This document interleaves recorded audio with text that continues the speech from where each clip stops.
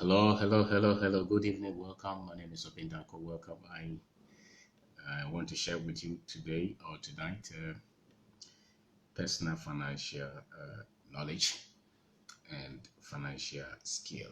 Personal financial knowledge and financial skill.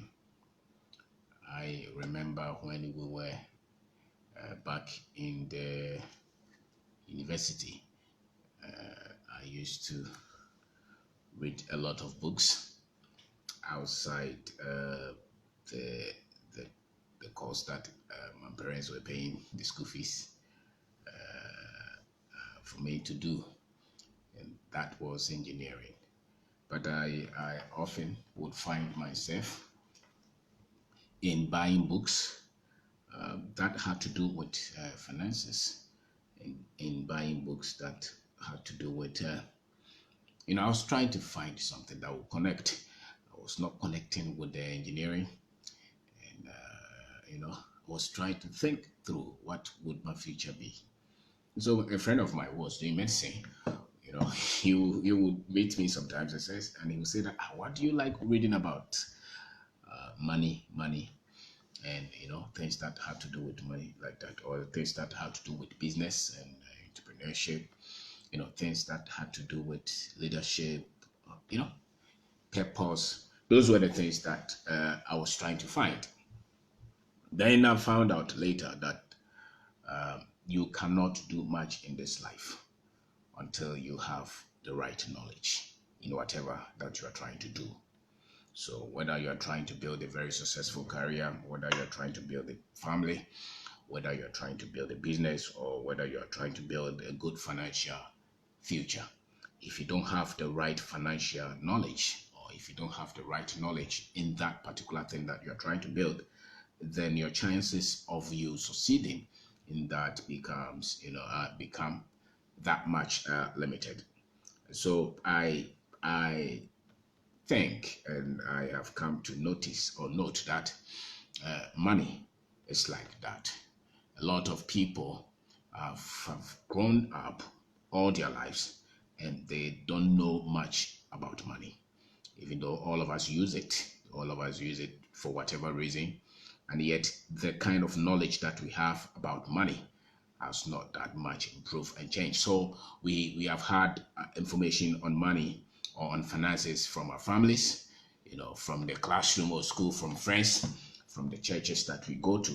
But very few people have constructively studied finances for personal use. Even those who have had degrees in finance, accounting, and things like that, they studied it so that they could get job with it, but not to really change their own financial, you know, situation. So the letter that I've learned from the ground, that I am going to try to share with you, because if you don't have a good financial knowledge, you cannot build a good financial discipline. And if you don't have good financial knowledge, you cannot build really good financial skills. So what majority of us know about finances, about money, is that we only work to get paid.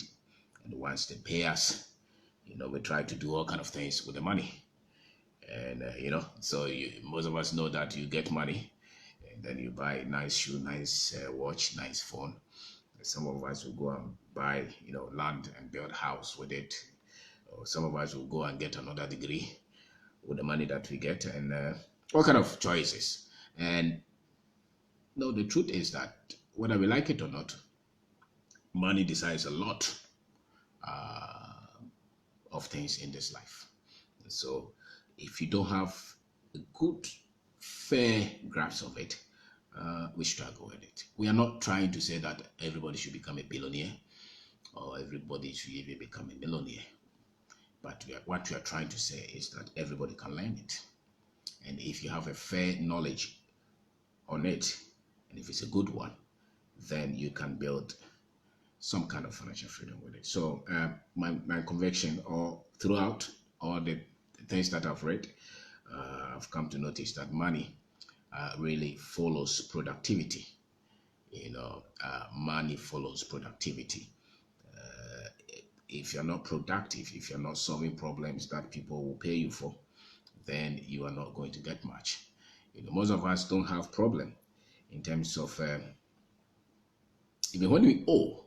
The problem is not the debt. The problem is that the money that we are making, we don't have right decisions with it. We are not making right choices with the money that we make. So, when was the last time that you picked some kind of book on money? You studied it, whether it was good or bad. When was the last time that you went for seminar? When was the last? What do you study? It's something that we all work. Most people have even moved from one country, the country of their birth, to another country. Change courses and change jobs, largely because they would want to have more money.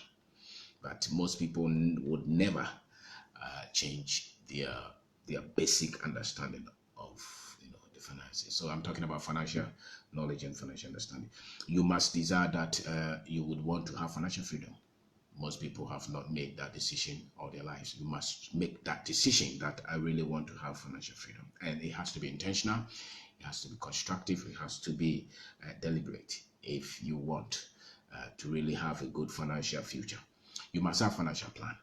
You must have financial goals, and it has to be long term. These are things that I have, I try. You must have that long term thinking on money. You are not thinking of 1 year or 2 years. You're thinking of the next 10 years, the next 20 years, the next 30 years. Where would your financial future be? You must make that conscious decision to on your money, on your finances. What I've come to know is that majority of humans only are much interested in things that will lift our emotions. So for instance, today Ghana is playing football. We have that much elated. All of us would want to just forget about our problems and just be happy. Human beings are much more addicted to things that are funny. We like fun than the things that will cause us to change our situation and our narratives. So it will take a lot of persistence, and it will take a lot of hard work to really have a financial plan and stick with it. And yet the future is coming. Most people's financial strategy is not their responsibility. What I mean by that is that they leave the financial future to luck, to hope, to chance, to lotto. Most of us will leave our financial future to our government. Hopefully the government will make right decisions, and then everybody will be rich. Or those of us who are religious will even leave our financial future in the hands of God. But I will say that your financial future is your choice, is your decision. What you know about money is so critical. It is not somebody's job, it is your job. So I'm talking about financial knowledge and financial discipline. If you don't know much about it, you will not be disciplined in it. And all of us will use money anyway. So and in as much as profession is even important, profession really will not decide whether you are going to live financially free or not. It really falls on your discipline with the money that comes to you, and the plan that you have for it, and your ability to stick with that plan in the long term. Some people think that once they make good salary, they will have financial freedom. No, you can make a lot of money and still waste it, and still use it on your immediate needs.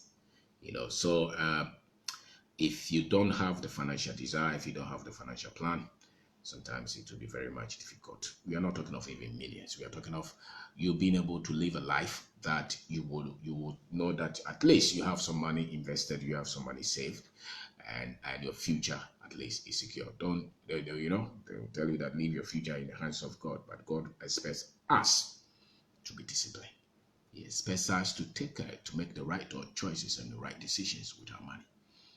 So if you don't do that, then sometimes the wrong narratives you have about money are the reasons that people leave they don't take responsibility of their financial future. Money is neutral. Money is not evil. If anybody told you that money is evil, they lied to you. Even in the Bible, it said that the root, it didn't say the fruit, it said the root of money. The love of money is at the root of all evil. The love of money is at the root. It didn't say the love of money was at the fruit. It's at the root. The root of it is the cause of it. So it's not evil. Money is just a paper. It's neutral. it's only magnified in the hand of the man who whose character room whose character whose character. So if your character is good and you have money, then you make good choices with money. If you're a good person, you have money, you make good choices with money. If you're an evil one and you have money, then you make evil decisions with money. So money is neutral, but it makes a lot of sense for you to at least desire to have some level of financial future. What I would say is that you must have at least some budget that you live with. You cannot work for 20 years and every time you're waiting for salary. Every 2 weeks you're waiting for salary. No matter how much meager or no matter how much little your salary is, you still would have to save something, even if it's 1 cedi, even if it's 2 cedi, because the discipline comes out of the regiment that you set for yourself to follow. So maybe you said that your salary is not enough. No, yes, everybody's salary is not enough. That's the fact. I remember my sister who did economics. She said that human needs are unlimited. The first time I heard that, I said, wow. So that's what they said in economics. But you, because you want a better financial future, you must have the discipline. Even if it's 50 cedis that you are saving every month. And if you're able to do that for 20 years, at least you will not have zero in that account. And you don't save the money to use, to spend. You save the money so that you can put into something that money can grow. And that duty will be yours. You have to just go and talk to some banks. How do you make that money? You have saved 1,000 cedis. Where can you put it? Where? That you may have to talk to the banks. You may have to talk to some, financial experts. They call them, but the financial is yours. So that at least you could stay with a plan that you're putting something down every month, every year, and you are not going to use that money. You are going to put it. You are not going to use that money to build a house or buy a car. You want to save that money for that future, because that future will come. There are so many people who are 60 years and who don't have 1,000 cedis. There are so many people who are 45 years and they don't have 5,000 anywhere. So I'm not talking, because sometimes our understanding of money is that if I have a nice car, I have a nice house, then I'm rich. Then what would happen? What happened when the rich man died and the children had to sell that house? If that house was was an asset, why did they have to sell it? So you also have to know the difference between what they call an asset and what they call liability. In accounting books, they will tell you that asset, the house and the car, they call them asset. But really, it's only an asset for people who really don't understand money. If you really understand money, the car that is taking money from your pocket every day is for luxury, it's for convenience. It's not really an asset, as they will tell you, until it brings in more money than its expense. So that house that you built, that you're living in, they call it an asset, but really, if that car is not bringing you money, if that house is not bringing money more than you put in it, unless you're renting it, it may not necessarily be an asset. So these are some of the things that you may have to, re-educate yourself in, because every one of us is using this money, finances every day, and most people's, pressure are up because they have difficulties with money. Sometimes you get friends who ask you for money, and they're asking you for 50 cedis, 100 cedis, and it's not because they're lying. It's because it's not there. And some of them, they have worked for years. Why? They're not even asking it to start a business or something. They're just asking of it so that they can, keep their livelihood. And it shows that there was no plan. It shows that there was no discipline. It shows that they didn't talk. They never thought that this future will come. And so you have to re-educate yourself. You must have a budget, and you must understand the difference between working to save money for your future and working to live on, working to live, to eat, to buy, to pay rent, to buy phone. Most of us will just live to work for salary so that we can eat. And that's why we never take care of our financial future. And some of these things, if you don't study them, it won't change. Because most people, if you talk to them or if you interact, you know that the knowledge that they have on money is the knowledge that is old. They don't apply. They are going to be average and struggle with money all their lives. Why? Because they don't upgrade the knowledge. And if the knowledge is weak, then the discipline will be weak. And we are all growing anyway. We grow every day. So if last year I was 30, then today you're 31, you're growing. So, and the money, and the thing is that all of us working, they will be pushed into retirement anyway. And in that future, where are you taking it? Would you be 60 and still be calling your children to take care of you? Or you will call in your auntie to take care of you, or your friends, or you would have saved somewhere for that future? So it takes knowledge, and you must educate yourself. You must study it. You don't leave it for chance. Don't leave it for luck. Don't leave it and hope. The financial future should not be left on hope. It's not hope. It's a plan. It's a strategy. You must have a routine, and it doesn't even matter how much you make. If you can save one cedi, you'll be shocked, because the thing comes out of the scale. Today, you're able to save one cedi every month. The moment the human nature is said that once you stick with a process for a while, you start to look for all kind of avenues so that you are saving one cedi. Then tomorrow, maybe somebody calls you for another job. You save some money, you put it there. And somebody calls you to give you money, you stay with it. Before you see it, you are saving 1,000 cedis a month. You are saving 2,000 cedis a month. And something about money that you have to understand is that what is key is the processes that you're able to stay with, the skill that you build to create that financial future. And one of the things that you have to tell yourself is that you must have character when it comes to creating your financial future. You must be honest with your activities and your dealings. You must be honest to say that, okay, this is the money that I'm making. I didn't pick this from somebody. I didn't cheat. I make 1,000. I'm able to save 200. I'm able to save 20 cedis after everything. You stay with that process. You'll be shocked. Your mind starts to open. Your mind starts to open. You start to make intelligent decisions with even the little that you make. So many of us will complain of how little our salary is than having a plan for the next 10 years, for the next 20 years, for the next 30 years. And those will still come anyway. So my name is Kwabena. I want to wrap up. I'm talking about financial knowledge and financial discipline.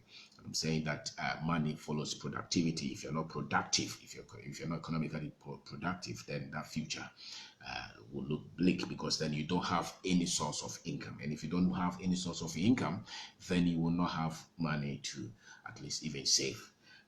You must have financial goals. You must desire to at least have some level of financial freedom. And those are your decisions, not God, not your government, not your parents, not anybody. It's your financial decision. You must be persistent, and you must be patient with this process. It can be tough, it can be difficult. You may have so many opportunities to give up, but you must still stay with it. And the other thing is that you should at least maybe re-engineer your thought on money. Money is not evil. Rich people are not evil. Those who cheat for money, probably, but those who made their money out of the right means are not evil. Money is neutral. It's only evil in the hands of somebody who is evil, and it's good in the hands of somebody who is good. People have built universities with money. They have taken people to hospital with money, so money cannot be evil. So, and don't think that you don't need enough. Some people think that when I get little, I'm okay. Don't get little. You must get money and even think of helping other people. The essence of you getting building this plan is that you can take care of yourself, and you probably help other people. When somebody is drowning in water, you cannot help that person if you don't have the capacity to swim. If you fall into it, you are going, or both of you are going. So you must build your financial capacity, then you'll be in a position to help other people.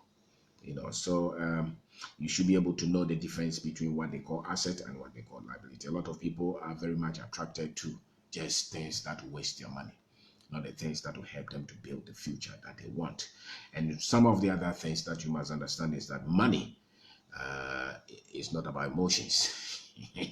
Money is not about emotions. Money must be regimented. Money must be controlled with some level of plan. It must be regimented. It must be controlled with some level of plans.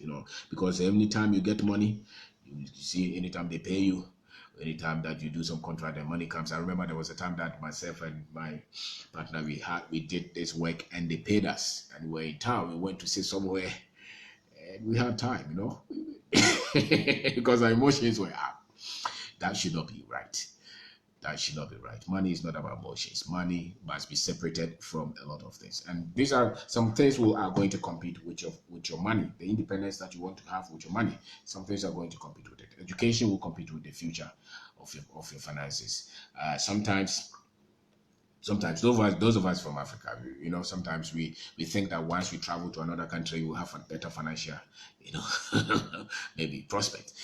I don't know if that is true. What you really need is right financial knowledge and the right financial discipline. And if you have right financial knowledge and you work more, and whatever comes, you are able to control it. You don't necessarily need to travel to another country to have that freedom that you want financially. I think that's a lot of the times people who travel because they do more, they work more. That's why they're able to have some level, of finances. But if you're here and you work more, I think, and you have right financial plan, you'll be fine.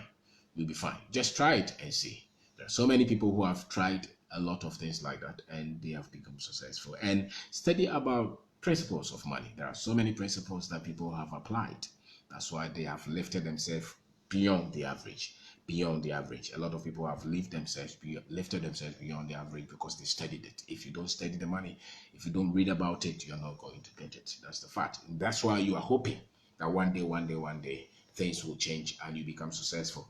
I think that is dangerous. Financial future must be a plan. You must have a plan. You must have goals. You must have regiments. You must have structure. And you have to have a plan to save something every month and let it grow. If you're able to do that, you'll be smiling at least when you're 40 years or when you're 50 years or when you're 70 years, and that future hopefully will come and meet you. And the thing about life is that if you have money, there are a lot of things that you will do rightly because then you have options. Money gives you options. Those with some level of money, they have options. They can decide where to live, what to pursue, what not to pursue, who to listen to, who not to listen to. But if you have to wait for that pay the next month to pay the rent, you don't have that much option. So money is not evil. Stay with it. Have a budget. Write every money that comes to your hand and the one that you spend. The children's school, look at it. All kind of things that take money from us every day. There are so many things that take money from us every day. You must have a certain percentage that you are giving to some things that you don't plan for, and a certain percentage that you're saving for that future, because that future will come. There are so many people that don't have much saved for the future, let alone invested. Because for us, our understanding of money, for most people, is just the flashy, the luxury. Once I have houses, it means that I have money. Not necessarily so. It's what you spend against what you have invested, saved somewhere.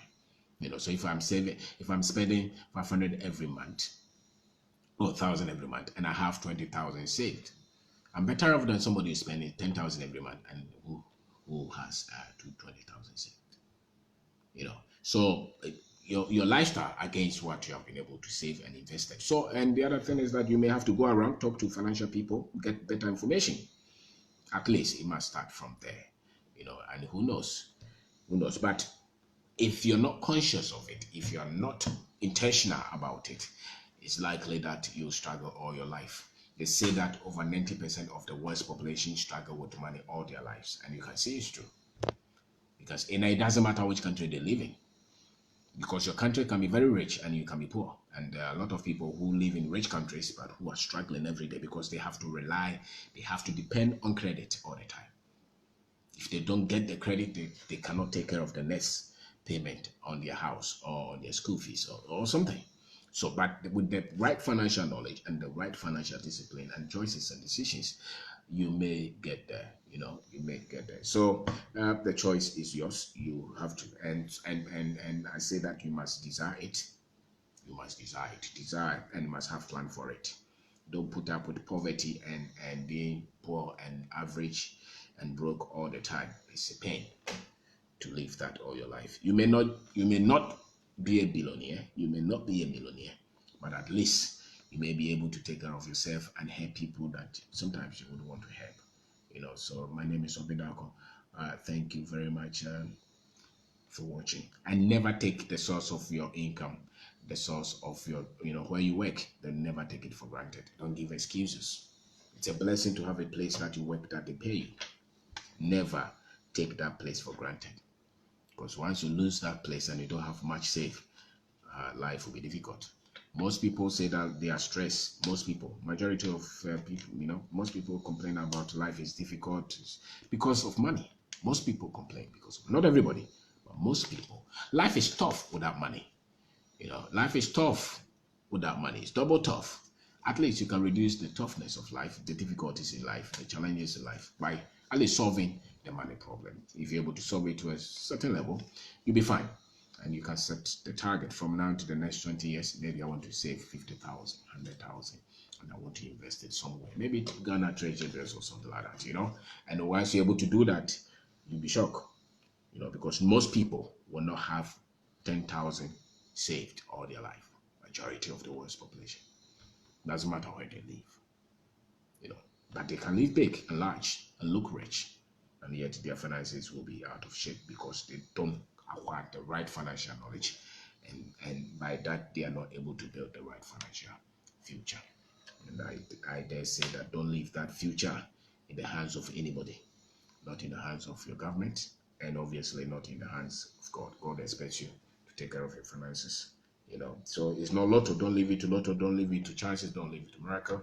Have regiment, have plan, and work with it. And you never know where that future will lead to. So financial knowledge is okay. Study it, read about it, study it, study money, read about it. A lot of people study about everything. They are experts in everything except money. And that's why we only work to get a salary. And once they pay us the salary, you don't even know what to do. You don't even know what to do with the money. And, and some of us are not even able to save anything at all. And those of us who have businesses, the finances of the business are going to depend on your personal understanding of finance and the discipline. You carry the same thing into business anyway. And if you are not very much equipped and skilled, you will never be able to lift the business from the startup stage to the next stage, because then you don't even make the right decisions with money. And if you're not making right decisions with money, the business will struggle. And the family's future is also dependent on the money, because families that have taken care of their money, there's some level of peace in that family. The family that is waiting for the next pay to eat, there's problem with the school fees, there's problem with this, there's no peace at home. That's the fact. If you don't know where the next meal is coming from, and when your child is sick and you cannot take care of that child, when the rent is due and you cannot pay that rent, it is difficult to be that happy in a family, in a marriage where money is a problem. So don't trivialize it. Study it. And it's like any other skill. When you start it, you will stumble, you make mistakes. But if you don't give up and you continue to learn about it, a year or two, you will look back and you would have made some kind of progress. Nobody was born a genius. We all became it. We all studied it. We all learned it. But it starts with being at least aware that I need to learn this. I need to learn this. And so money is that critical, is that crucial. And you must have that discipline. Thank you very much for watching. Thank you.